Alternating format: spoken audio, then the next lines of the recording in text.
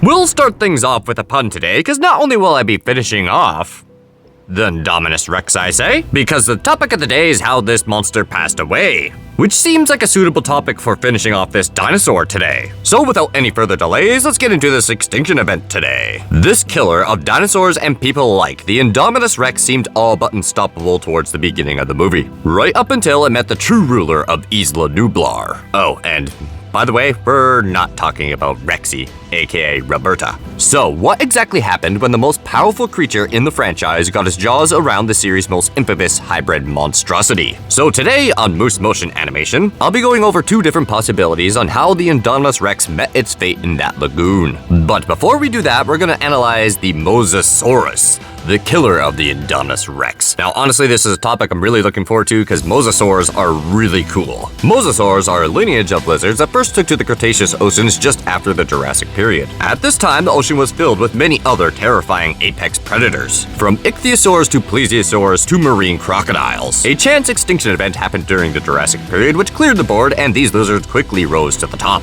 I think one could clearly see the ocean has never been a very safe place to be. Clearly. And the earliest mosasaurs were actually the size of marine lizards to this day. And not only that, technically they first started off on land, and then took to the oceans, where they quickly had to adapt to this new, very dangerous environment. But as they adapted to this new environment and climbed up the food chain, they had to devise a whole new survival strategy by becoming absolute brutal killing machines. I mean, unfortunately, there's probably no other good way to survive in the ocean during the Jurassic and Cretaceous period. The biggest of their kind, Mosasaurus and Tylosaurus, specifically specialized in dispatching other large animals. They were equipped with robust teeth that could easily split shell and crush bone, long jaws for better reach, and even optimizing a secondary row of fangs, called pterygoid teeth, towards the back of the throat, to help hold their prey and tear it to shreds, and to kind of ensure that there is only one way out, which is down its throat. Which I will also mention, the teeth were also designed for, well, a one-way exit.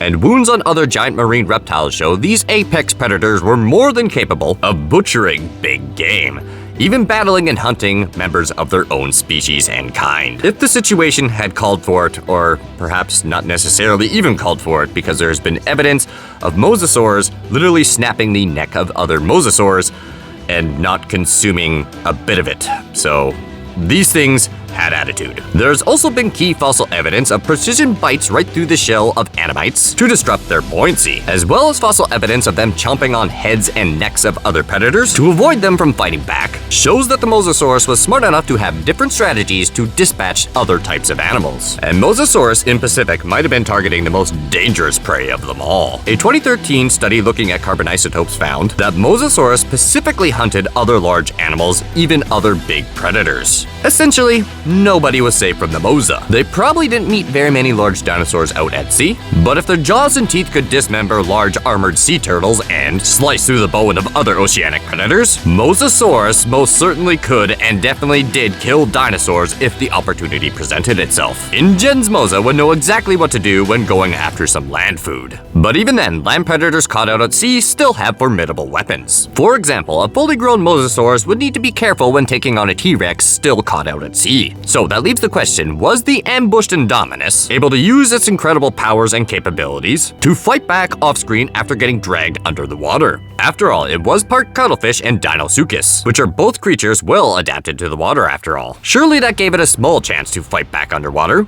And well, unfortunately, that answer is a definitive no. So let's take a step back and look at the big picture here. Now, the size and weight estimates of the InGen Mosasaurus might be all over the place, but it's at least triple, if not quadruple, the size and weight of the Indominus. It should also be mentioned it's faster and much stronger and in its element. So with all that being said, this is essentially an execution of the worst ways to die starring the Indominus Rex test dummy. The Indominus Rex unfortunately wouldn't stand a chance. Now it's time to discuss how the Mosasaurus would have dispatched its dinner. And the first method would be drowning. Now I know that sounds kind of boring, but this is actually far more brutal than what perhaps you and I as mammals would experience. So let's go over it. With the Mosasaurus launching itself out of the water as it did, essentially mimicking what you see modern day crocodiles do. And on just a quick side note, if that's a rabbit hole you haven't dived down on YouTube, I highly recommend checking it out. It's scary.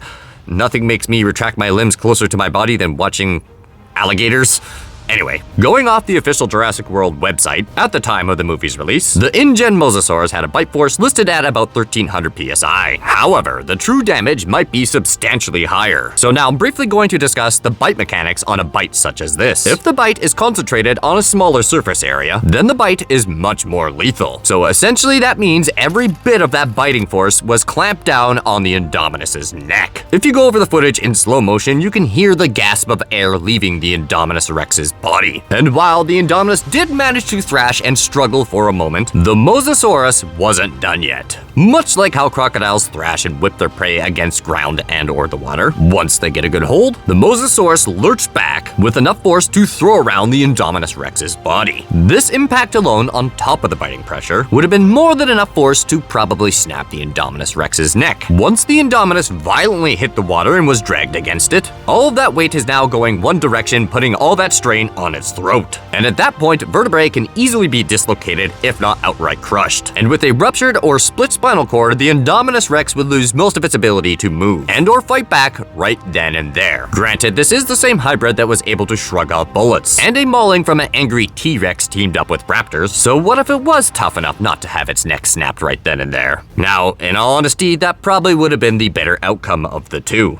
due to the fact that this is where part of the theropod biology might actually start working against it. Mammals and lizards can hold their breath easily underwater because their lungs open up and close with the movement of certain muscles. In humans, this would be the diaphragm. Birds and dinosaurs, and especially theropods, have a very different system, referred to as a pneumatic system, which is honestly really efficient for everything but the water. So it's essentially a series of air sacs connected through the body, connected to the throat and lungs, to essentially constantly pump fresh air. So essentially, instead of having individual breaths like you and I or lizards, the air is constantly being pushed through the body. And overall, this is a very smart system if you are adapted to land, due to the fact that this system will increase stamina by being able to vent out heat more efficiently, and is the reason why birds today rule the skies of the age of mammals. But unfortunately, underwater, this is a critical disadvantage, which is honestly probably one of the very few reasons dinosaurs never took to living in the water very much. With the Mosasaurus crunching down on the Indominus's body and thrashing it around, the hybrid would be reflexively trying to get as much air as it could. With the pneumatic system that it relies on to breathe, would just suck suck in more and more water until multiple air sacs and the lungs got flooded. The situation only gets much worse if the Mosasaurus decides to let go of the neck and target the belly. Remember, this is a predator that is smart enough to recognize vulnerable areas, and it would know exactly where one would be on a dinosaur. Crunching down on the Indominus's midsection while keeping it underwater, the Indominus's ribcage and gastralia wouldn't be able to take that kind of pressure. Broken bones would split and stab into the body even deeper than the teeth ever could. The crushing force of those jaws and broken ribs would imperforate the interior air sacs and organs. The Indominus would be taking on water at a record time at this point, and on top of that, it would be drowning in its own blood as well. Even without the teeth needing to punch in that far, the Indominus is effectively impaled by its own body, skewered on the inside with more seawater rushing in. Unconsciousness would happen in seconds and followed by death shortly after. However, there is an alternate and even more grisly way this hybrid could have met its fate, a method employed by a current oceanic apex predator. So that leads us into method number 2, dismemberment. Drowning was a better option. Instead of just waiting for the Indominus to drown, the messier way for the Mosa to get its meal would be to put those teeth and jaws to work. Letting go of the Indominus's neck briefly, the Mosasaurus would instead clamp down lower, biting down on the lower flank of the body, with up to 40 conical teeth stabbing through the body. That monstrous biting pressure would be more than enough to crack bone and punch right through any dermal armor, shattering the osteoderms on the way in. After getting a good grip, the Mosasaurus would then start thrashing side to side, with the teeth gripping the hide and muscles so firmly, tissue is literally wrenched off the bone. This would not only cause massive amounts of shock, making the amount of drowning even worse, it would also rupture arteries and shred veins. There would be a lot of blood in the water very quickly. All the while, the Mosasaurus gets to consume its meal bite by bite, not even bothering to shred chunks of flesh out with the serrations on the teeth. With the hybrid immobilized and unable to swim away, the sea reptile will be able to pull back and lurch in again and again, being able to take the choice bites after twisting off its mouthfuls.